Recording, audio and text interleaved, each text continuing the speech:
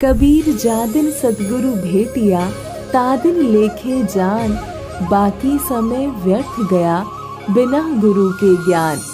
जिस सतगुरु के दर्शन से जीवन का वास्तविक उद्देश्य समझ में आता है, उसी विश्व की तारणहार जगत गुरु संत रामपाल जी महाराज जी के बोध दिवस के पावन अवसर पर दिनांक 15 से 17 फरवरी 2026 तक नेपाल सहित भारत के 13 सतलोक आश्रमों में 3 दिवसीय भव्य महासमागम का आयोजन किया जा रहा है। इस ऐतिहासिक अवसर पर होंगे अखंड पाठ, विशाल सत्संग समारोह, विशाल भंडारा, दहेज मुक्त विवाह, रक्तदान शिविर के साथ साथ निशुल्क नेत्र जांच शिविर एवं दंत चिकित्सा शिविर। आप सभी नगर एवं ग्राम वासियों से विनम्र निवेदन है कि परिवार सहित पधार कर इस अद्वितीय महासमागम की शोभा बढ़ाएं। इस कार्यक्रम का सीधा प्रसारण सतलोक आश्रम श्री धनाना धाम से 17 फरवरी 2026 को सुबह 9:30 बजे से श्रद्धा टीवी चैनल और संत रामपाल जी महाराज यूट्यूब चैनल तथा संत रामपाल जी महाराज फेसबुक पेज पर भी किया जाएगा। आइए हम सब मिलकर पूर्ण संत के सानिध्य में अपने जीवन को सार्थक बनाएं।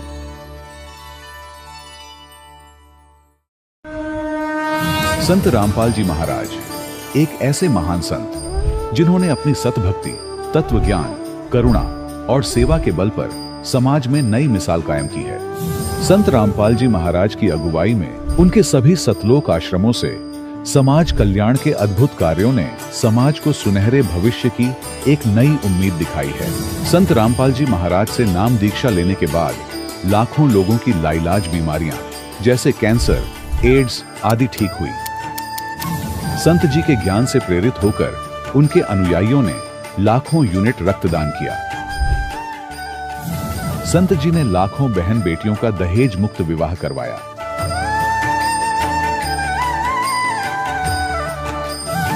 संत जी ने लाखों लोगों का नशा छुड़वाया, करोड़ों उजड़े परिवार बसे। संत जी के आश्रमों में समागम के दौरान निःशुल्क नेत्र चिकित्सा, दंत चिकित्सा प्रदान की जाती है। संत रामपाल जी महाराज द्वारा समय समय पर पर्यावरण संरक्षण के उद्देश्य से बड़े स्तर पर वृक्षारोपण किया जाता है।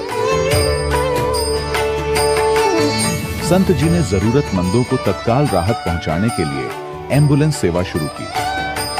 संत जी अपने अनुयायियों को देहदान के लिए प्रेरित करते हैं, जिससे मानवता की सेवा और चिकित्सा क्षेत्र में सुधार हो सके। संत रामपाल जी महाराज के सभी आश्रमों में हर रोज निशुल्क भंडारा आयोजित किया जाता है, जहां हर वर्ग, हर जाति और हर धर्म के लोग एक साथ बैठकर भोजन करते हैं।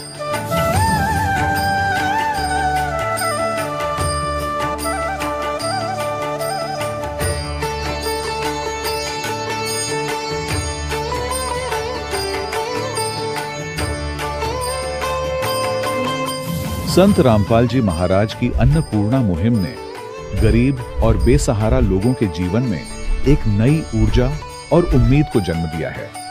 घर घर खाद्य सामग्री और जरूरी मदद पहुंचाकर संत रामपाल जी महाराज ने लोगों को दुख और मजबूरी से लड़ने की ताकत प्रदान की है।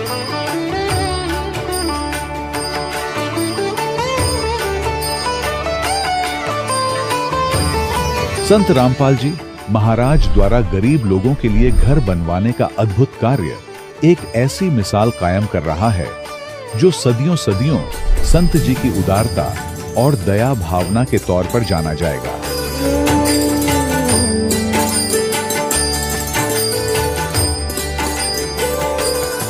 संत रामपाल जी महाराज ने हरियाणा सहित भारत के कई राज्यों में आई भीषण बाढ़ से अनेक गांवों और किसानों को बड़ी राहत दिलाई।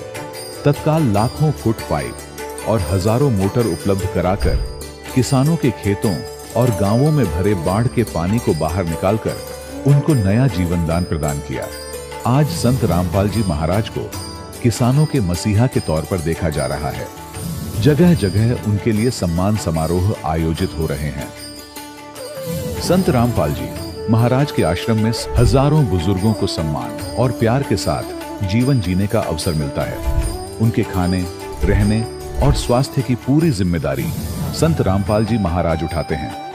अनाथ बच्चों के लिए संत रामपाल जी महाराज के सभी आश्रम किसी वरदान से कम नहीं।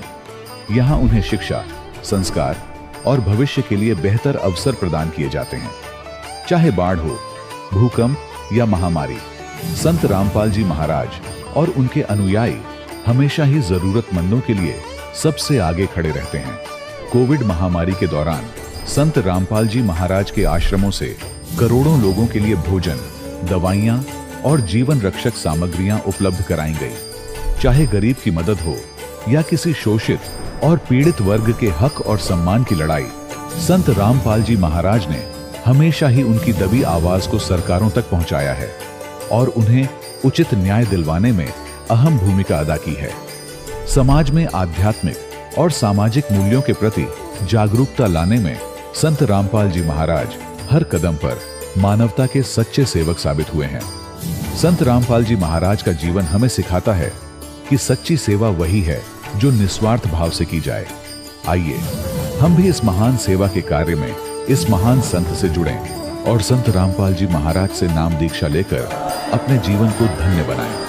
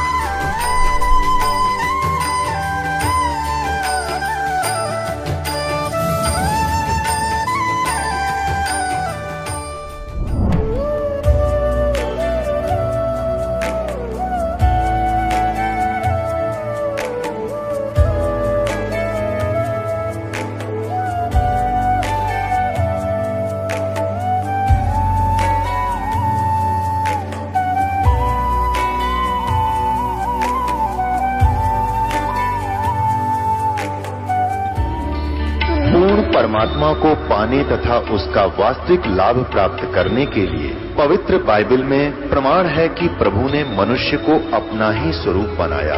6 दिन में सृष्टि रचकर 7वें दिन विश्राम किया। कुरान शरीफ में प्रमाण है कि हजरत मोहम्मद को खुदा स्वयं कह रहे हैं कि मैंने तुम्हें उस परमात्मा की महिमा बताने के लिए भेजा है। वो परमात्मा कबीर है जिसने 6 दिन में सृष्टि रची तथा 7वें दिन तख्त पर जा विराजा। उसकी खबर किसी बाखबर से पूछकर तो देखो।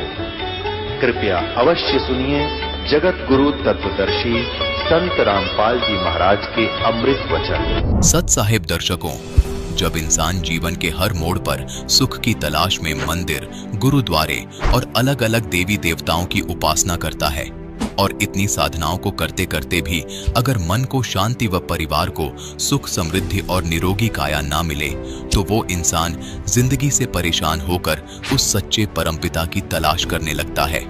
दर्शकों, कुछ ऐसी ही कहानी थी हरियाणा के कुरुक्षेत्र जिले के रहने वाले सुभाष चंद्र जी की, जिन्होंने अपने जीवन के कठिन दौर में आर्थिक परेशानियां, घर बनाने की समस्या और शारीरिक बीमारियों के बीच सभी धार्मिक साधनाओं का सहारा लिया, लेकिन इन्हें कहीं भी कोई भी समाधान नहीं मिला।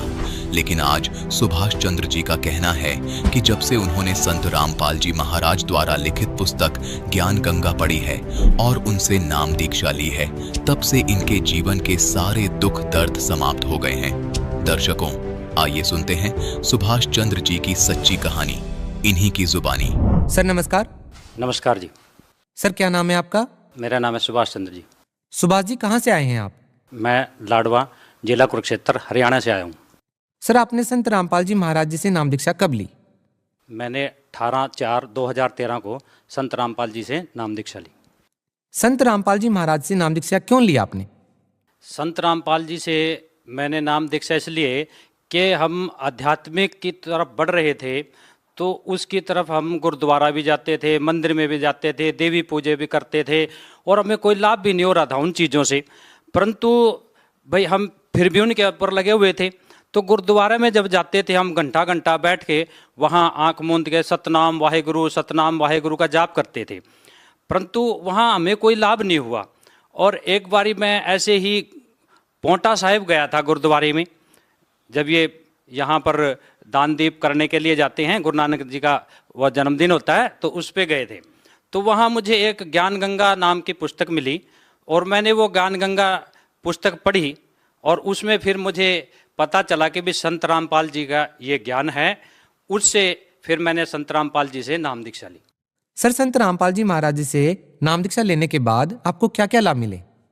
संत रामपाल जी से नाम दीक्षा लेने के बाद मुझे सबसे बड़ा लाभ कि मेरे घर जो था वो एक हिस्सा खुला था और दूसरा पड़ोसियों ने ऊपर मकान बना लिया और उनमें ना बड़ी बड़ी खिड़कियां रख दी मेरी तरफ, और वहाँ पड़ोसी जो थे उनके नौकर वो मेरी तरफ, मेरे घर की तरफ झांकते थे और खड़े होते थे। मैं उनको कुछ कह भी नहीं सकता था। और समाज में भी ऐसी स्थिति बना दी थी मेरी कि भाई जैसे द्रौपदी की वहाँ सभा के अंदर हैं, कौरवों की सभा के अंदर वो हालत मेरी हो गई थी। तो इस वजह से मैंने गुरु जी से फिर प्रार्थना की, तो गुरु जी ने भाई कहा भी परमात्मा दया करेंगे। तो उसके बाद परमात्मा की दया से, संत रामपाल जी की दया से मेरा मकान बन गया और उससे मुझे ये लाभ हुआ एक। तो दूसरा लाभ कि भाई मेरी आर्थिक स्थिति जो थी बहुत ख़राब थी, मेरे पास मकान बनाने के लिए पैसे भी नहीं थे। तो उस वजह से वो पड़ोसी भी ये कहते थे इसके पास तो कुछ है ही नहीं।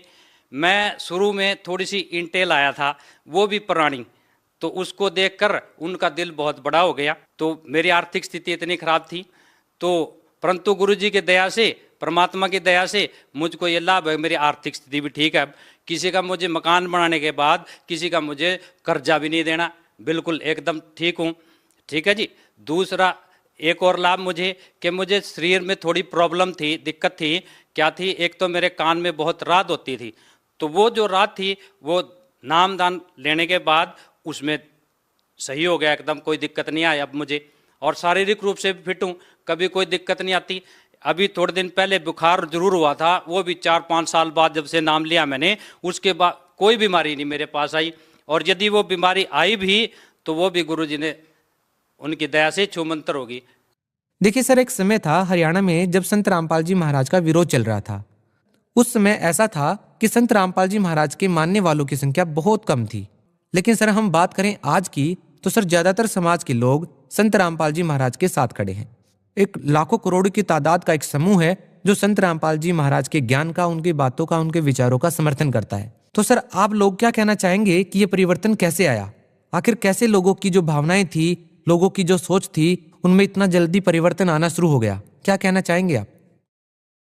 आज का जो समाज है वो पढ़ा लिखा समाज है, शिक्षित समाज है, वो सारी चीज़ें देखता है, समझता है।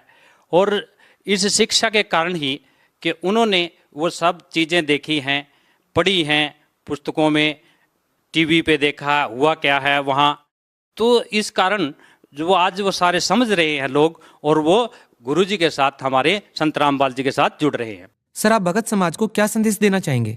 भगत समाज को मैं यही संदेश देना चाहूँगा कि भाई आप सभी लोग शास्त्रों के अनुसार जो हमारे गुरु जी ज्ञान देते हैं, पहले तो ज्ञान सुने, फिर उस ज्ञान का मिलान करें, उसको समझें, और जब आपको पूरी तसल्ली हो जाए, तसल्ली करने के बाद आप गुरु जी से, हमारे संत रामपाल जी से नाम लें और अपना कल्याण करवाएं।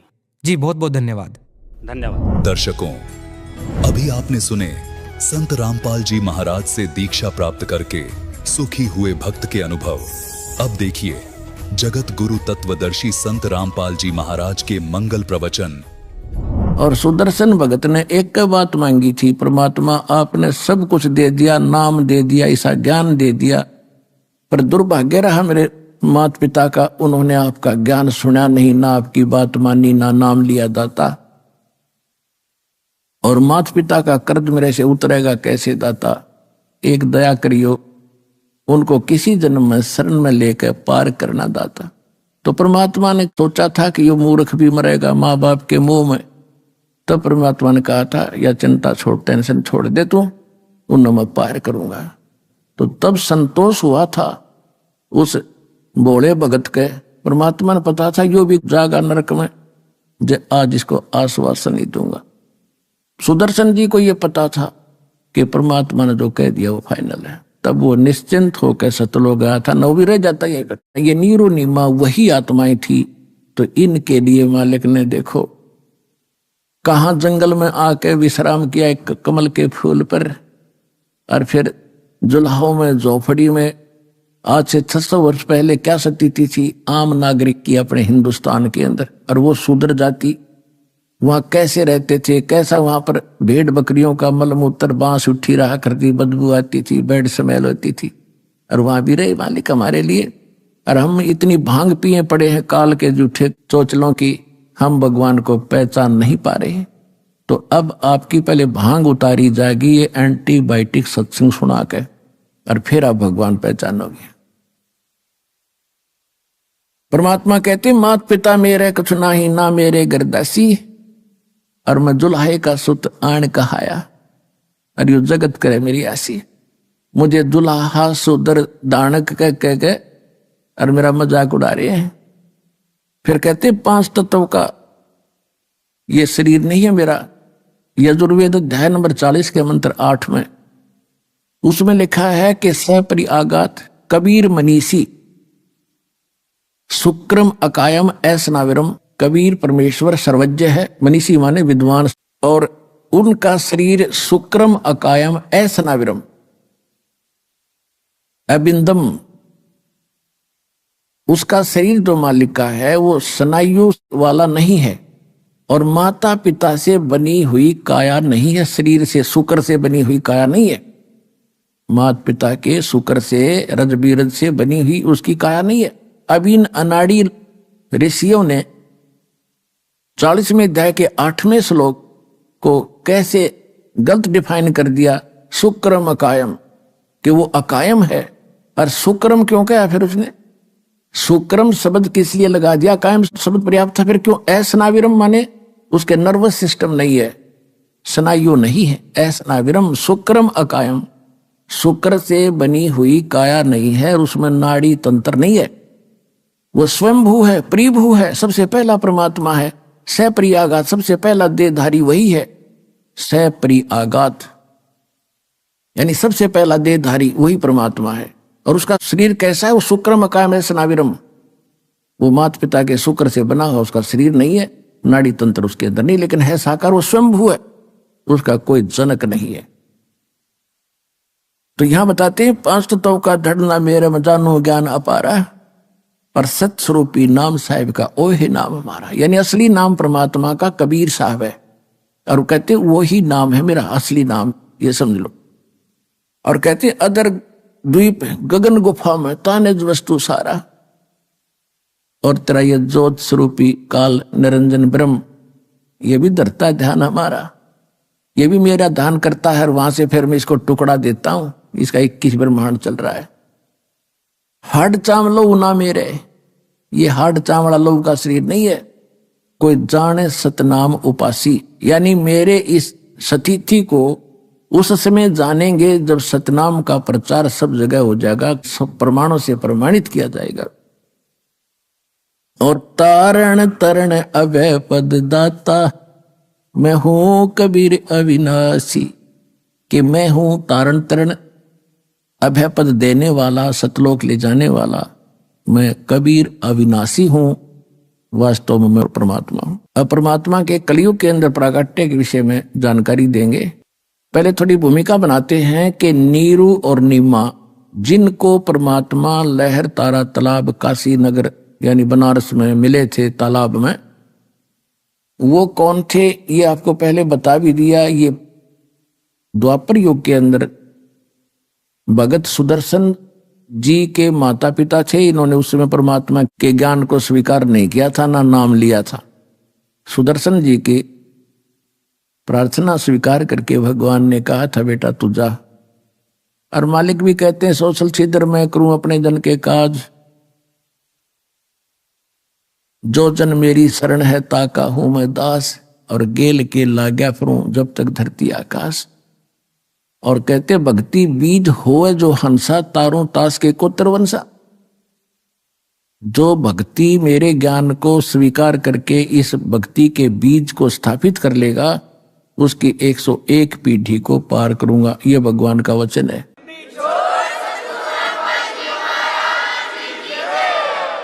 जो जन मेरी शरण है ताका हूं मैं दास। गेल गेल लाग्या फिरूं जब तक धरती आकाश। आपके लिए भगवान कहां से पीछे पड़ा हुआ, पर आप बच्चे हो, आप आगे आगे हो, पिताजी पीछे पीछे घूम रहा है, आप भाग भाग कर दौड़ के और गिर जाते हो गड्ढे में, काल के गड्ढे में, 84 लाख योनियों में फिर पड़ जाते हो। फिर इंतजार करता है दयालु कि कब इनको मनुष्य जन्म मिले, कब इनको फिर सद्बुद्धि दूं, ये पहचाने मेरे को। तो पुण्यात्माओं, अब वो समय आया है जो परमात्मा ने पूर्व निर्धारित किया था। अब इसके लिए हमने ज्ञान सुनना अनिवार्य है, क्योंकि ज्ञान के बिना हम परमात्मा से जुड़े नहीं रह सकते। क्योंकि कबीर साहब कहते हैं कि ज्ञान संपूर्ण हुआ नहीं, हृदय नहीं छदाए, और देखा देखी भक्ति का यो रंग नहीं ठहरा।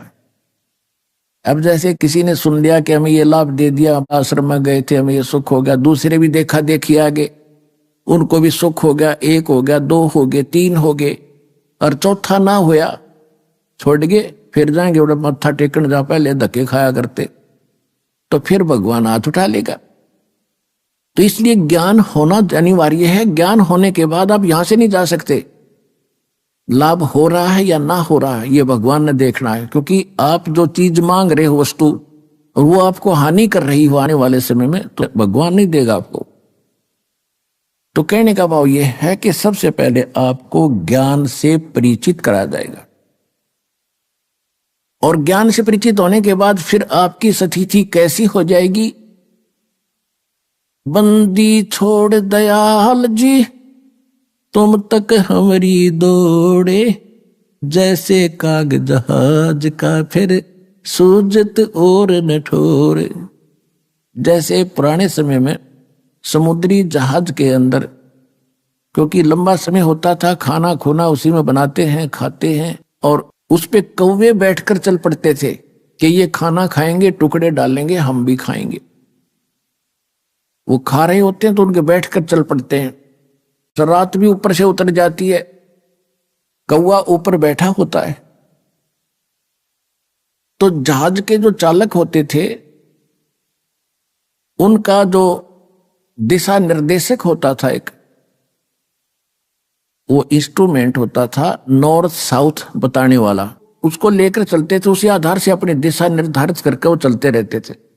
तो रात्रि के समय कई बार क्या होता था, कोई समुद्र में चुंबकीय चट्टानों के कारण दिशा निर्देशक जो होता था वो अपनी दिशा बदल जाता था, और अपने उस दिशा निर्देशक को जांच करने के लिए उनके पास एक फार्मूला था देसी, कि कौवे के अंदर परमात्मा ने एक ऐसा गुण दे रखा है कि वो बेशक रात ऊपर तो चली गई, लेकिन वो अंदर ही अंदर ये दृष्टि रखता है कि मैंने यहां से खतरा होगा तो मैंने वापस भागना है वहीं पर जहां से मैं चला हूं। तो वो दिशा याद रखता, वो भूलता नहीं। ऐसा कंप्यूटराइज कर रखा है भगवान ने इस कौवे को। तो वो अपने उस इंस्ट्रूमेंट का जांच करने के लिए चालक क्या करते थे, उस कौवे के डले मारते थे, उसको विवश कर देते थे जहाज से उड़ने के लिए, और वो चलता था उड़ के फिर सीधा अपने उस जहां से वो चला था उसी दिशा में सीधा चलता है। जहाज वालों का तो इतना ही काम था, किसी ये देख लियो कौन सी दिशा में जा रहा है, तो वो पूर्व दिशा से चले थे तो पूर्व दिशा को चलेगा, तो वो सीधा कर लेते अपने जहाज को कि हम अब ठीक चल रहे। और जब कौवा 100-200 फुट 400 फुट उड़ता है, उसको कहीं और ठिकाना दिखाई नहीं देता उस जहाज के अतिरिक्त। अगर जहाज के अतिरिक्त वो कहीं बैठता है तो डूब कर मरे उस पानी में, जल में। इसलिए वापस आकर उसको जहाज पर ही शरण लेनी पड़ती है, उसको कहीं ठिकाना और दिखाई नहीं देता। तो इसी प्रकार जब आपको कंप्लीट ज्ञान हो जाएगा इस कबीर भगवान का, आपकी स्थिति ऐसी हो जाएगी कि सतलोक आश्रम के अतिरिक्त इस पृथ्वी पर कितने बचाव का स्थान नहीं है, इस काल के बहुजल में डूबन का ही है। तो इसलिए आप जी को इतना विद्वान बनाया जा रहा है कि आपकी स्थिति फिर ऐसी हो जाए, बंदी छोड़ दयाल जी तुम तक हमारी दौड़े, जैसे काग जहाज का अब सूजत और नठोर। तो आज परमात्मा आपके लिए कितना कष्ट उठा रहे हैं, कैसे आते हैं, और आप इतने अनजान हो गए, इतने गाफिल हो गए कि आप भगवान को नहीं पहचान पा रहे। और थोड़ा सा सुख है, कोई उच्च पोस्ट प्राप्त होगी है, ने सोचा प्लाटून पा के गया। अब इन जो अधिकारी हैं छोटे या बड़े, इन साहब कह देते फूल जा, और जय इन भगत जी कह देते शर हो जा। इतना अभिमान हो गया इन लोगों में। और हमने ये दुख दिखाई देता है कि ये भी भगवान के बच्चे हैं, क्योंकि काल को तो पता था कि शिक्षित करेंगे तो इनमें बुराई घनी आवेगी, अहंकार भर जाएगा, और अहंकार भगवान के निकट आने नहीं देता।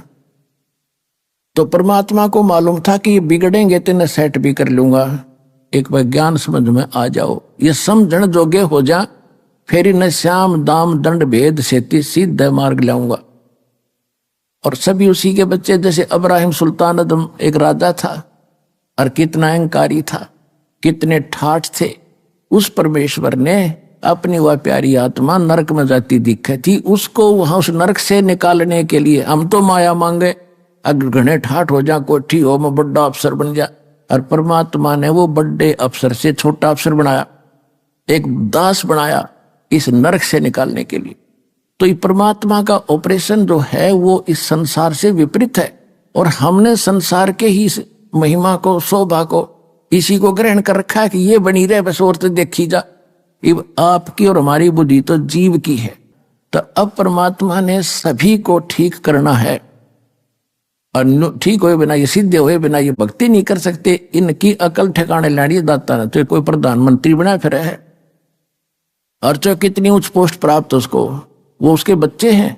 और ये वो बच्चे जो अब्राहिम सुल्तान अदम जैसे थे, अच्छी किस्मत, पिछले जन्म के बड़े पुण्यकर्मी हैं भगवान के, कभी इन्होंने भक्ति ठीक कर रखी है, आज ये अपना जीवन नाश करके गधा बनकर खड़े हो जाएंगे।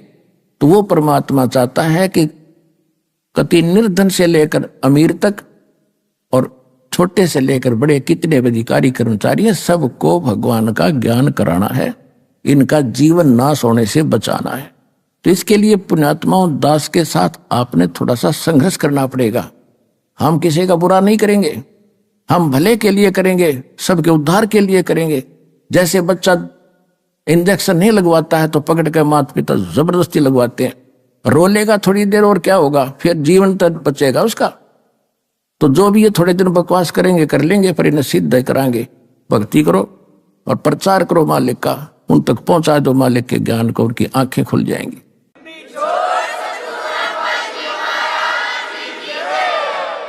परमात्मा इसीलिए आते हैं। ये नीरू नीमा उसी जन्म में गौरी शंकर और सरस्वती नाम के ब्राह्मण ब्राह्मणी थे।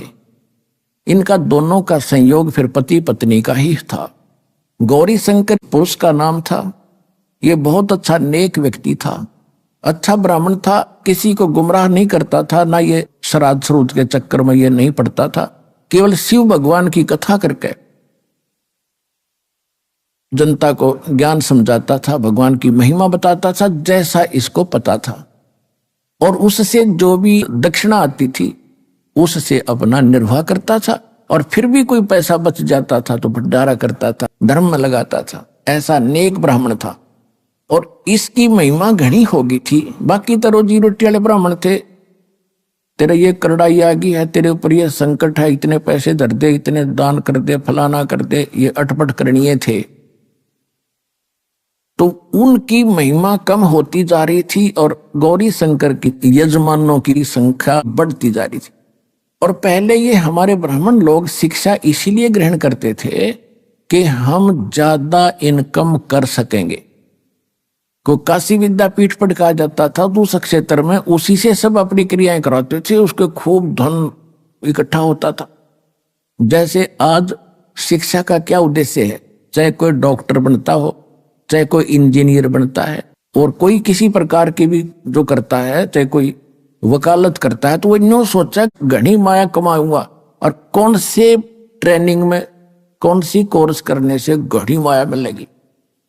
अब इतना उद्देश्य, बेशक चाहे कोई मानो चाहे मत मानो, इतना ही उद्देश्य लेकर पढ़ रहे हैं।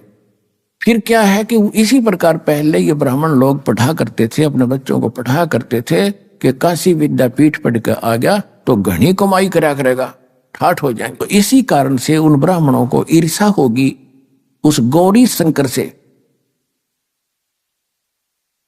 उधर से उस मुसलमान धर्म के जो राजा लोग थे वो दिल्ली के शासक रहे लगातार कंटिन्यू। तो मुसलमानों को पता चला, काजी और मुल्लाओं को, कि हिंदू धर्म का सबसे ज्यादा प्रचार ये गौरी शंकर कर रहा है। और उनको ये भी मालूम हुआ कि जो अन्य धर्म गुरु हैं वो सारे इसके विरोधी हैं। उसका फायदा उठाकर उन्होंने गौरी शंकर सरस्वती को जबरदस्ती मुसलमान बना दिया। उनके घर में अपना जूठा पानी छिड़क दिया, उनके मुंह में डाल दिया, और सब देखने वाले देख रहे थे। उन ब्राह्मणों को पता चला जो इससे ईर्षा रखते थे, उन्होंने सब जगह पंचायत करके कह दिया कि गौरी शंकर मुसलमान हो गया, इसको धर्म से जाति से निकाल दिया, इसको गंगा में स्नान करना बंद, इससे कोई भाईचारा बंद और इसके नाते रिश्ते बंद। अब वो ऐसा ही हो गया और उसके पास कोई चारा बचा नहीं। गौरी शंकर सरस्वती के पास उन्होंने मुसलमान धर्म स्वीकार करना पड़ा। अब समस्या आ गई रोजी रोटी की। पहले तो दक्षिणा आती थी, अब उन्होंने सोचा भी सस्ते में कौन सा काम शुरू हो। उन्होंने कपड़ा बुनन का काम सबसे आसान लगा, उसमें कोई पैसा नहीं लगता। 4 लकड़ के लठ गाड़ने होते हैं डंडे खुट्टे से, और तार पूरा अपना शुरू कर दिया। एक लिया के वो छोटा सा काठ का बना होता है लोहे का, बस उससे उसका गुजारा शुरू कर दिया। फिर भी इतने नेक थे कि अपना गुजारा करते थे, बच जाता था धर्मपन पर। जैसा भी उस धर्म का ज्ञान था उसी तरह लगाने लगे। अब परमात्मा अपने पूरे वचनानुसार उनको आके संभालना ही था, और उसके साथ साथ फिर अपनी जो लीला वो करते हैं प्रत्येक युग में वो भी करनी ही थी। इससे पहले थोड़ा ये बताना अनिवार्य होगा कि नीरू और नीमा उनके नाम रख दिए। गौरी शंकर का नाम रख दिया नूर अली, उसको शॉर्टकट में नीरू कहा करते थे, और सरस्वती का नाम रख दिया नियामत, तो उसको कहने लगे नीमा। तो नीरू नीमा का गंगा घाट पर स्नान करना बंद कर दिया हिंदुओं ने, धर्म गुरुओं ने। तो उन्होंने सोचा कि कोई ऐसा स्थान खोजें जहां गंगा का ही जल बाहर आ रहा हो। तो एक लहर तारा नाम का एक सरोवर था जिसमें गऊ घाटों के ऊपर से, जहां गऊ घाट बने होते थे उनके ऊपर के वर्षा के दिनों में ओवरफ्लो होकर दरियाएं चलती हैं, तो तब झालों से उछल उछल कर जल और एक सरोवर का रूप ले लेता था, धारण कर लेता था। फिर वो सारा वर्ष बड़ा निर्मल जल रहता है, क्योंकि गंगा के जल में एक विशेषता है, वो खराब नहीं होता, बहुत स्वच्छ और निर्मल जल, उसमें कमल के फूल उगाए होते हैं। तो वो वहां स्नान करने जाने लगे, जो उनकी कुटिया से लगभग 4 किलोमीटर दूर था, 3.5-4 किलोमीटर। ये दास देख कर आया है। दास के साथ सैकड़ों भगत भी आपके भाई बहन गए थे, वहां देख कर आए थे। तो लहर तारा तालाब में वो प्रतिदिन स्नान करके आया करते थे। उसी सरोवर के ऊपर एक अष्टानंद नाम के एक ब्राह्मण थे, ऋषि, जो स्वामी रामानंद आचार्य के बड़े विद्वान पुरुष माने जाते थे, वो वेदों और गीता के, उनके शिष्य थे। तो वो भी वहां स्नान करने जाते थे प्रतिदिन, दूसरे किनारे पर, नीरुनिमा दूसरे किनारे पर स्नान करते थे।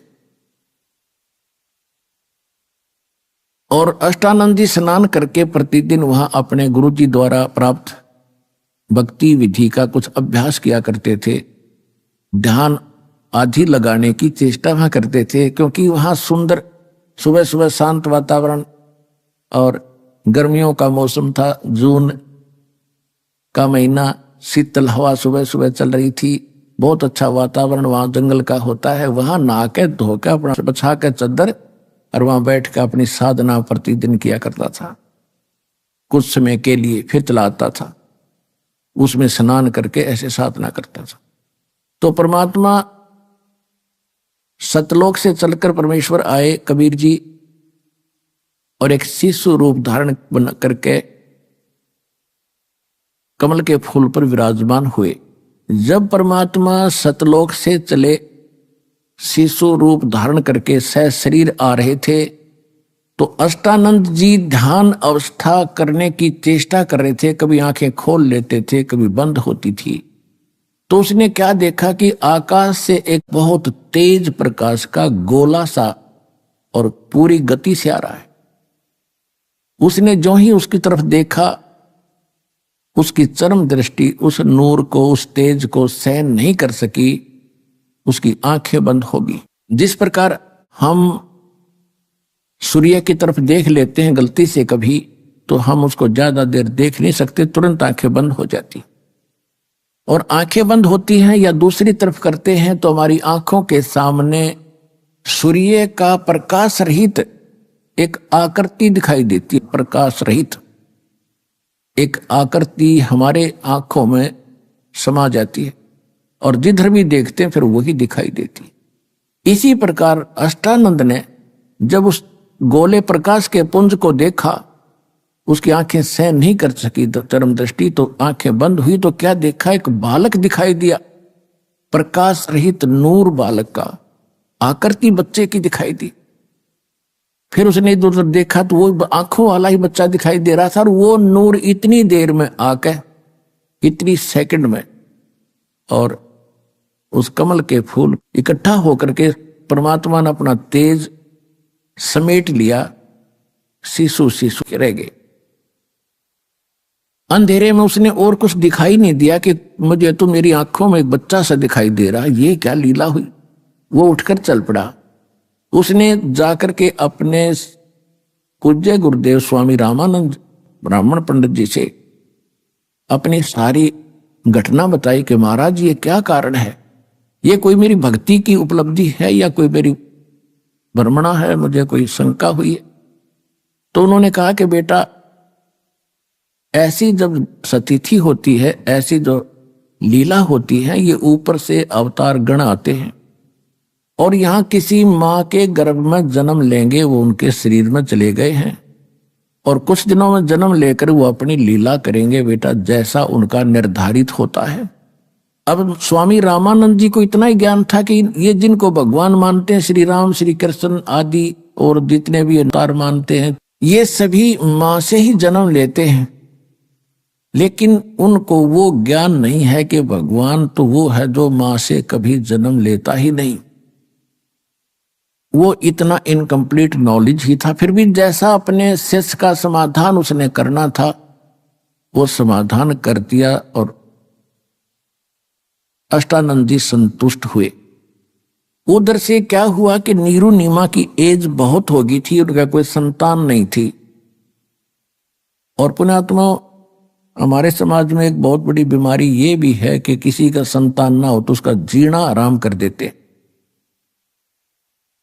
यहां तक देखा हमने कि उससे तो नफरत करने लग जाते हैं कि इसकी सुबह सुबह शक्ल भी ना देखनी चाहिए जिसका संतान नहीं है। और जिस कारण से वो स्वयं भी महसूस कर जाते हैं कि हम चले हैं तो लोग घरों में बढ़ जाएंगे या कोई रास्ता बदल जाते हैं। लेकिन अब बने क्या? अब अध्यात्म मार्ग के अंदर हम आपको बताते हैं कि जिनका संतान नहीं है वो तो अलग बात है। आज ऐसे समाज में रहते हो जहां आपको ये ज्ञान सुनने को मिलता नहीं, और सुनने को मिलता है तो एक दिन मिलता है, बाकी समय में वहां सब लोगों के ताने यानी व्यंग सहन ही करने पड़ते हैं, जिस कारण से हमारा ये ज्ञान हृदय में टिकता नहीं। फिर भी परमात्मा अपने बच्चों को वो तो रहम कर देते हैं कि चलिए ऐसे नहीं तो ऐसे मान लेगा, लेकिन जिनका उन्हें मोक्ष करना है तो वो अपने हिसाब से ही करते हैं। तो संसारिक दृष्टि से तो हम देखते हैं जिसका संतान नहीं वो सबसे दुर्भाग्यशाली व्यक्ति है। और यदि हम भगवान के अध्यात्म ज्ञान के पलड़े में तोलते हैं तो वो घना सौभाग्यशाली व्यक्ति है यदि उसको भक्ति मिल जाती है तो। और भक्ति नहीं करते हैं तो इसे तो संतान वाले और इसे बिना संतान वाले। उदाहरण के तौर पे जैसे एक हम ये भी सुनते हैं कि भाई किसी को कहते हैं जी भक्ति कर लो, राम नाम ले लो, कहने हम बुराई करते ही नहीं, हम किसी का बुरा करते ही नहीं, ना हम कोई विकार करते, हम तो वैसे ही भगत है। देखो 2 एकड़ जमीन है, 1 एकड़ तो संवार रखी है बा के ट्रैक्टर हल से, और बिल्कुल घास रहित कर दिया, अड़ंगा काट दिया सारा, और बा दी कति समार दी, और एक में अड़ंगा भरा पड़ा है सारा, झाड़ झंखाड़ बोझड़े कांटे सब। यदि उस समारे हुए में, यानी जो कहते हम बुरा नहीं करते, हम तो किसी की आत्मा नहीं दुखाते, हम कोई बुराई नहीं करते, तो वो है नो सोच ले समरा हुआ खेत।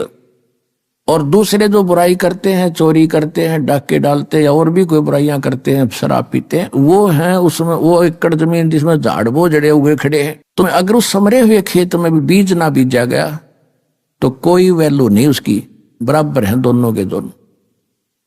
तो कहने का भाव यह पुण्यात्माओं, जो ऐसी आत्माएं हैं उन्हें तो जल्दी काम बनेगा उनका, सारी बुराई पहले से दूर है। समरा समरा खेत बीज बोध उदास देगा आपको, भक्ति का कल्याण कराओ अपना आत्मा का।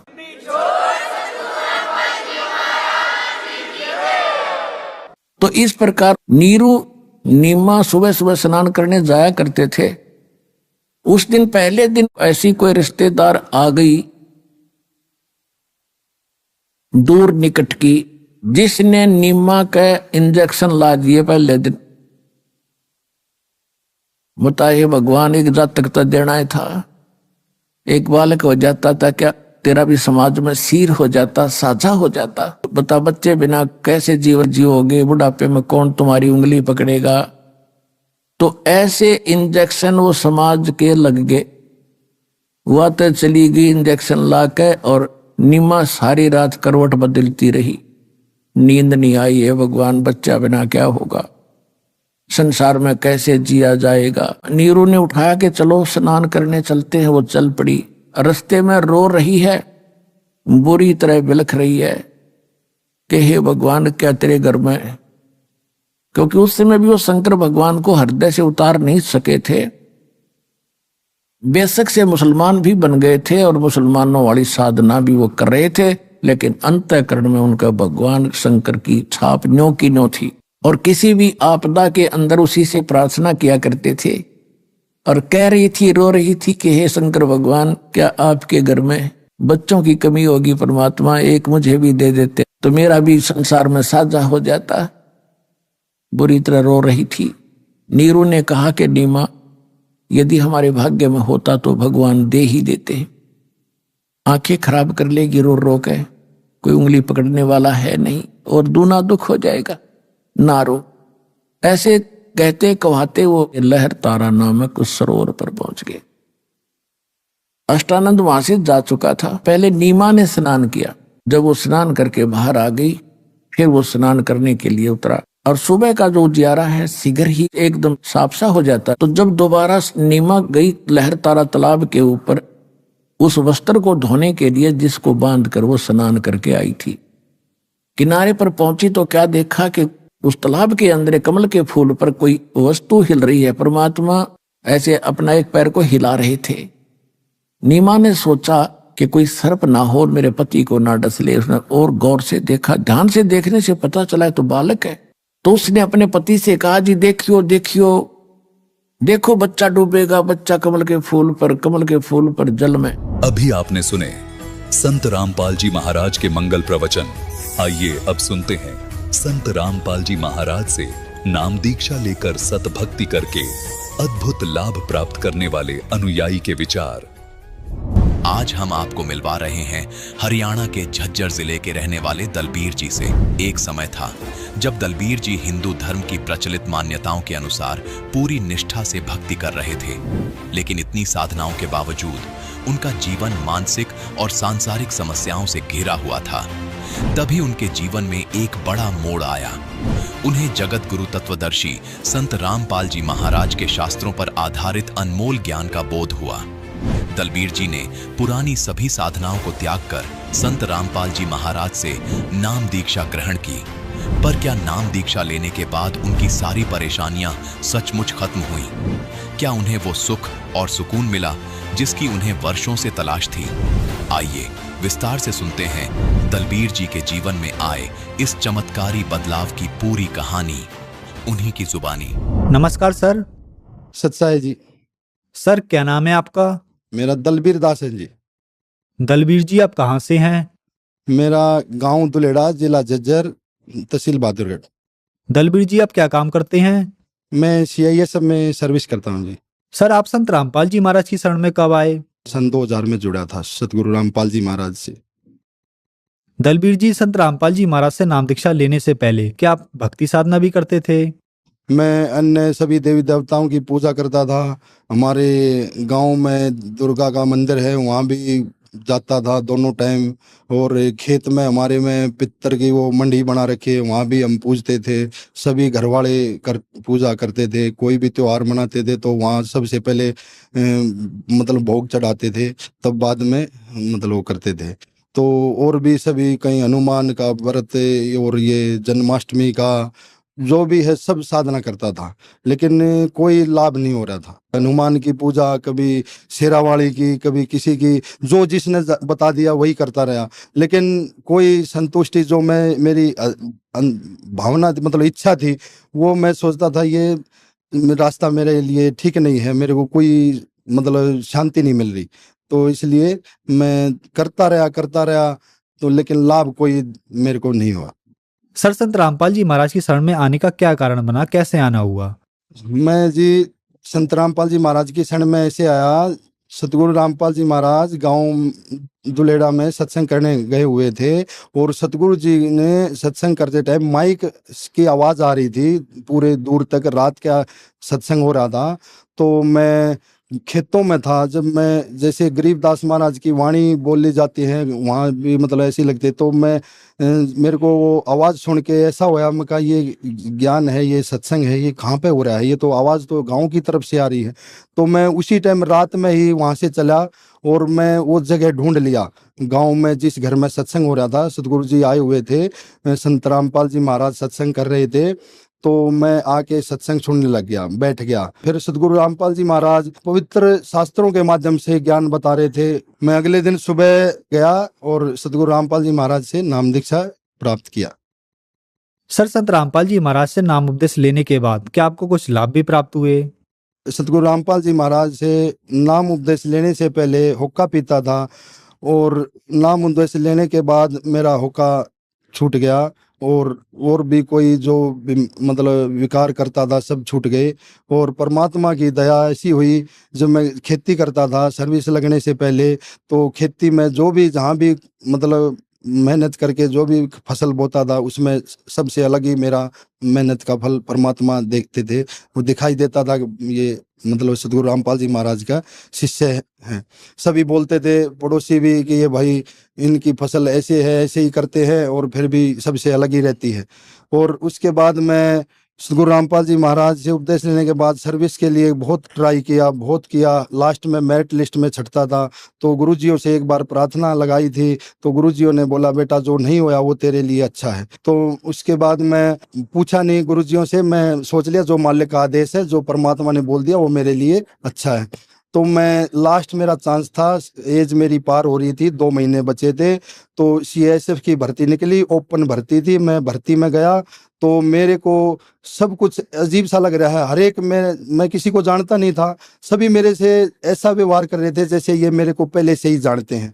इतने प्यार से बोलते थे। इंस्पेक्टर और DC लास्ट तक मेरा नाम तक नहीं पूछा, लेकिन उन्होंने हर इवेंट पे मेरे साथ थे। ऐसे बोलते हाँ भाई पहलवान ये कर देगा, हो जाएगा। फिजिकल मेरा अच्छा हो गया और टेस्ट हो गया। टेस्ट होने के बाद मेरा इंटरव्यू हुआ। इंटरव्यू हो रहा था, जब कमांडेंट ने मेरे से क्वेश्चन पूछे वो तो मैं बताया जैसा भी मेरे से आया।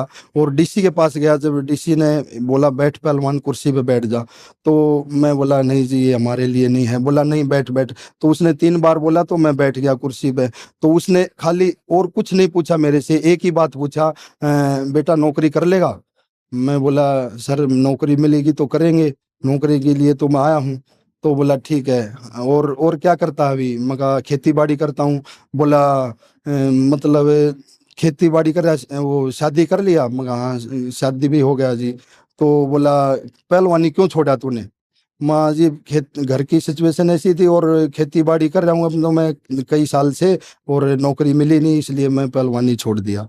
तो बोला ठीक है जाके बैठ जा लाइन में। मतलब मैं वहाँ उठ के अपने बैठ गया वहाँ पे। तो मेरा 2 महीने के बाद मेडिकल लेटर आ गया और मेरे को मतलब मेडिकल में भी पास हुआ। जब मेडिकल कराने जा रहा था तो वो कमांडेंट लाइन में बैठा था। कमांडेंट ने मेरे को कमर में हाथ मार के बोला, हाँ पहलवान ठीक है? मैं कहा हाँ सर ठीक हूँ। बोला मेडिकल हो गया? मैं कहा नहीं सर अभी नंबर नहीं आया है। बोला चिंता मत करना सब ठीक हो जाएगा। तो परमात्मा की ऐसी रजा हुई, मैं सोच भी नहीं सकता। मैं किसी को जानता नहीं, कुछ नहीं, तो मेरे को सभी नाम भी नहीं पूछ रहे मेरा, पहलवान पहलवान करके। और मेरा मतलब मेडिकल में संत रामपाल जी महाराज की कृपा ऐसी हुई, मतलब अगले दिन परमात्मा ने ऐसा किया, साथ के साथ ज्वाइनिंग लेटर दे दिया और बोला इतने तारीख को वहाँ हैदराबाद रिपोर्ट करना है। तो उसके बाद परमात्मा की ऐसी रजा हुई, जब मैं ये 9 साल नौकरी होगी मेरी, तब मैं ये विदेश के लिए मतलब UN मिशन हैती वहाँ नॉर्थ अमेरिका में पड़ता है, वहाँ के लिए हमारी CSF जाती है 140 आदमी। एक साल 2008 से शुरू हुआ और 2018 तक गए हैं। तो मैं 2-3 बार कोशिश किया और हमारा जो मैं फायर में हूँ, तो मैं फायर के उससे हमारी 2 ही वैकेंसी थी। तो 2 वैकेंसी में मैं सोचा भी था कि हमारा कहाँ नंबर आएगा, तो बाकी सब GD के थे। तो उसमें मैं ट्राई किया, मगर चलो परमात्मा का नाम लेके फार्म तो भर ही देता हूँ। उसमें शर्त कर रखी थी 5 साल सर्विस कंप्लीट और रिकॉर्ड बिल्कुल क्लियर होना चाहिए और ACR वेरी गुड से नीचे नहीं होना चाहिए। तो मेरा सब शर्त ठीक था, वो मैं भर दिया, फार्म आ गया मेरा, टेस्ट के लिए डेट आ गया। टेस्ट 2 बार दिया, 2 बार देने के बाद मेरा नंबर तो नहीं आया फिर, लेकिन मैं सोच लिया अब मैं नहीं भरूंगा फार्म। तो तीसरी बार मैं टेस्ट दे के आ गया और मेरे को उम्मीद भी नहीं था, मैं सोचा भी नहीं था, लेकिन मैं ये सोच लिया था अब मैं टेस्ट नहीं दूंगा। तो परमात्मा की ऐसी दया हुई, मेरे को एक सब इंस्पेक्टर ने मेरे को फ़ोन करके, मैं तो ड्यूटी में था, तो बताया, बोला दलबीर, बोला तेरा उसमें हैती में नंबर पड़ गया। मैं बोला सच में सर? बोला हाँ। बोला अरे तू तेरे को पता नहीं? मैं बोला मैं तो मेरे को मालूम नहीं अभी कब लिस्ट निकला है। तो परमात्मा सतगुरु रामपाल जी महाराज ने मेरे को ऐसे चमत्कार दिखाए, मतलब मैं सोच भी नहीं सकता। जो मैं ऐसा ही पढ़ा लिखा भी ज़्यादा नहीं हूँ, मैं मैट्रिक पास से भर्ती हुआ था और बाद में +2 किया था, और मैं एक मैट्रिक पास के उससे, और परमात्मा ने, मैं खेती बाड़ी करने वाला, और मेरे को ये दिखा दिया बेटा तू चिंता मत कर मैं तेरे साथ हूँ। तो ऐसे ऐसे मेरे साथ अनहोनी हुई है। पंडित छोड़ सतगुरु रामपाल जी महाराज ने ऐसे चमत्कार दिखाए, सभी मेरे से यूनिट में भी पूछ रहे हैं अब तेरी कोई खास जुगाड़ था, तेरा कोई पक्का मतलब जुगाड़ था इसलिए तेरा होया है कि किसका कैसे क्या किया तने? मैं बोला मेरा परमात्मा बंदी छोड़ सतगुरु रामपाल जी महाराज हैं, वो मालिक हैं, वो मतलब ऐसे जो चाहे सो कर सकते हैं। परमात्मा मैं सोच भी नहीं सकता, ऐसे मेरे को दिखाया परमात्मा ने। तो फिर सभी बोल गए भाई ऐसा तो मानना पड़ेगा, अब तो हम तो ऐसे मतलब अब तक तो ऐसे ही मान रहे थे तेरे गुरुजी को, लेकिन वाकई में तेरे गुरुजी जब हम तेरा ऐसे इसमें हो गया, अच्छे से अच्छे जो यूनिट से 10-12 लड़के गए थे उनका किसी का नहीं होया। और वैसे वहाँ तो 4-5 दिन चला था वो टेस्ट, उसमें पता नहीं कितने हजारों में लड़के आ रहे थे। तो उसमें हमारी 2 वैकेंसी में, और मेरा परमात्मा बंदी छोड़ सतगुरु रामपाल जी महाराज ने उसमें भी नंबर गिरा। और 2017 में मैं मार्च में गया और अप्रैल 2018 में वापस आया। 1 साल में विदेश के लिए भी मेरा परमात्मा बंदी छोड़ सतगुरु रामपाल जी महाराज की कृपा से वो भी मैं ड्यूटी करके आया बाहर। एक बार मैं कर्नाटक में पोस्टिंग थी मेरी, और मेरी कमर में इतना पेन हो रहा था, मैं बर्दाश्त नहीं हो रहा था, और मैं 1-2 बार दवाई ले लिया, लेकिन उससे थोड़ा आराम हो रहा है, अगले दिन फिर वैसे ही दर्द हो रहा है। तो मैं हॉस्पिटल गया, जाने के बाद उन्होंने बोला आपको MRI कराना पड़ेगा तब देखेंगे। तो उन्होंने बोला आज ही करा के ले आओ, कल डॉक्टर आ रहा है बेंगलोर से, वो देख लेगा आपकी रिपोर्ट। तो मैं MRI करा के आया, शाम तक उनको रिपोर्ट ला के वापस डॉक्टर को दिखाया। तो डॉक्टर ने बोला कि आपका ऑपरेशन होगा पक्का, और जितना जल्दी होगा उतना जल्दी करा ले, नहीं तो इसमें आपको पैरालिसिस हो सकता है। तो मैं बोला सर वैसे नहीं हो सकता? बोला नहीं वैसे नहीं होगा। बोला आपकी अगर इच्छा है तो कल बड़ा डॉक्टर आ रहे हैं 2, एक बेंगलोर से आ रहा है, एक हैदराबाद से आ रहा है, उनको दिखा ले, अगर वो बोल देंगे वैसे मेडिसिन लेने से हो जाएगा तो हमको कोई दिक्कत नहीं। तो उसमें मैं अगले दिन टोकन लेके, नंबर आया मेरा 2 बजे, और सुबह मैं 9 बजे लाइन में लग गया था। तो उन्होंने देखा मेरा, जाते ही नाम पुकारा, बोला दलबीर, आप दलबीर? मैं कहा हाँ सर दलबीर मेरा नाम है। बोला आपका तो बहुत मतलब क्रिटिकली केस है, इसमें ऑपरेशन के बगैर आप ठीक नहीं हो सकते। मैं बोला सर ऑपरेशन तो कमर का ऑपरेशन बहुत खतरनाक है, मैं कैसे क्या करूँगा, मैं ड्राइवर हूँ, मैं गाड़ी कैसे चलाऊँगा।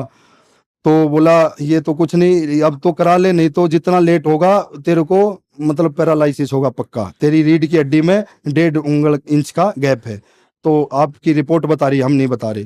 तो मैं बोला सर ठीक है, मैं कहा कैसे कितना क्या खर्चा आएगा इसमें, बोला 1 लाख रुपया खर्चा आएगा। और बोला आप क्या करते हो, मैं बोला मैं सीआई सब में जॉब मतलब सर्विस करता हूँ। बोले ठीक है आपका 0 बैलेंस, मतलब खर्चा कोई नहीं होगा, वो सीएसएफ की तरफ से प्लांट की तरफ से होगा। ठीक है सर। तो मैं वो बोला हम आपको वहाँ बेड खाली हो जाएगा तब आपको फ़ोन करेंगे, मेरा फ़ोन नंबर लेंगे। तो 1-1.5 महीने के बाद उन्होंने फ़ोन किया। उससे पहले मैं बंदी छोड़ से गुरु रामपाल जी महाराज से सोच लिया मैं ऐसे ऑपरेशन नहीं कराऊंगा। तो परमात्मा के अरदास लगाई, तो मेरा जैसे अगले दिन मैं पूछा, मतलब अरदास लगाने के बाद भक्तों ने बताया कि कल पता कर लेना।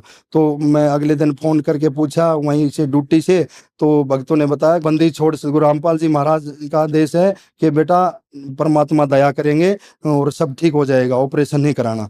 तो जैसे मेरे साथ इतना मेरा बुरा हाल हो रहा था कि मैं एक बैठ के खड़ा होने में भी मेरे को दिक्कत हो रही थी, रात में पैर सीधे नहीं होते थे मेरा। और मैं जैसे सुबह एक शिफ्ट जाते टाइम मेरे को जैसे फ्रेश होने के लिए बैठता था लेटरिन, तो मैं दीवार पकड़ के खड़ा होता था, इतना मेरे को था। तो जैसे अरदास लगाई परमात्मा बंदी छोड़ से गुरु रामपाल जी महाराज ने मेरी ऐसी पुकार सुनी, तो अगले दिन मैं सुबह जैसे उठा मतलब फ्रेश होके, तो मैं एकदम झटके से उठा। तो मैं सोचा कहीं मैं मेरे साथ कोई वैसा तो नहीं हो रहा है।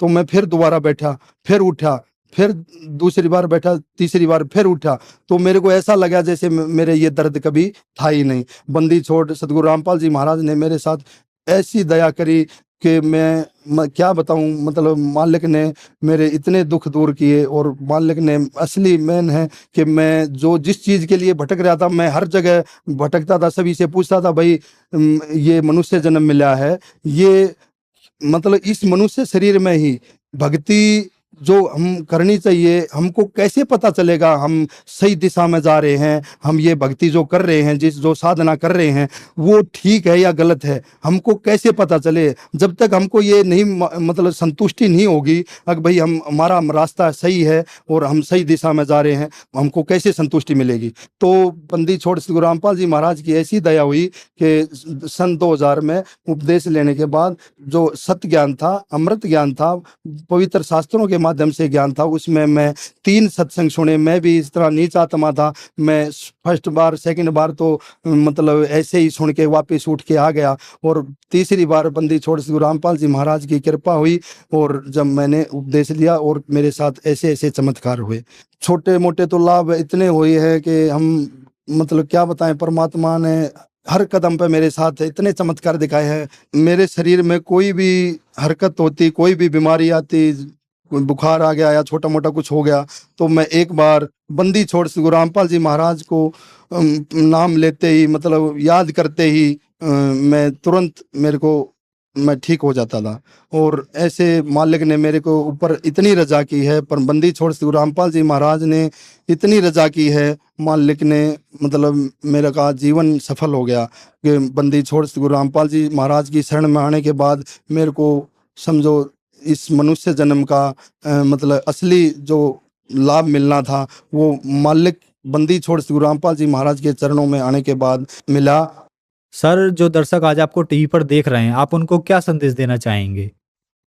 मैं भक्त समाज को और ये मानव जाति में जो भी जीव हैं इनको यही संदेश देना चाहता हूँ कि इस मनुष्य शरीर में आके और इस परमात्मा का ज्ञान, एक मनुष्य शरीर का मिलना और इस भक्ति मार्ग मिलना, तो ये परमात्मा कभी कभी रजा होती है कि भगवान आए हुए हैं, बंदी छोड़ गुरु रामपाल जी महाराज परमात्मा आए हुए हैं और इनका ज्ञान सुनो और इनका सत्संग सुनो और पुस्तक पढ़ के कैसे भी इस अनमोल जीवन को व्यर्थ मत गवाओ। ये समय फिर बार बार नहीं मिलेगा, क्योंकि परमात्मा आना और मनुष्य शरीर का मिलना ये मालिक की कोई पिछले जन्म के संस्कार होते हैं, मालिक ही दया करते हैं। और परमात्मा में जो भी इस मानव जाति में है, बंदी छोड़ गुरु रामपाल जी महाराज की सत्संग सुन के ज्ञान समझ के कैसे भी इस मालिक की शरण में आओ और अपना कल्याण कराओ।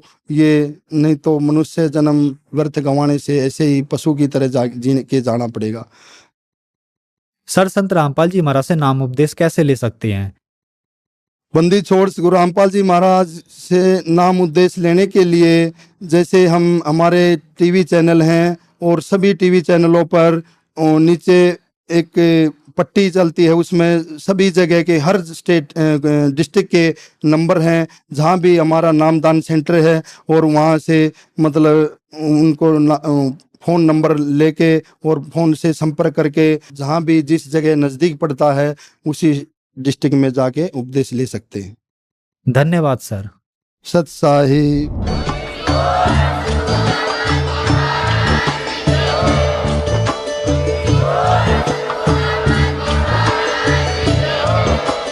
आप सुन रहे थे जगत गुरु तत्वदर्शी संत रामपाल जी महाराज जी के मंगल प्रवचन। अधिक जानकारी के लिए विजिट कीजिए हमारी वेबसाइट www.jagatgururampalji.org। संत रामपाल जी महाराज जी के शुभ आशीर्वाद से पूरे विश्व भर में 500 से भी ज्यादा नाम दीक्षा केंद्र हैं, जिन पर संत रामपाल जी महाराज जी द्वारा ऑनलाइन निशुल्क नाम दीक्षा दी जा रही है। अपने नजदीकी नाम दीक्षा केंद्र का पता करने के लिए संपर्क करें 8222880541।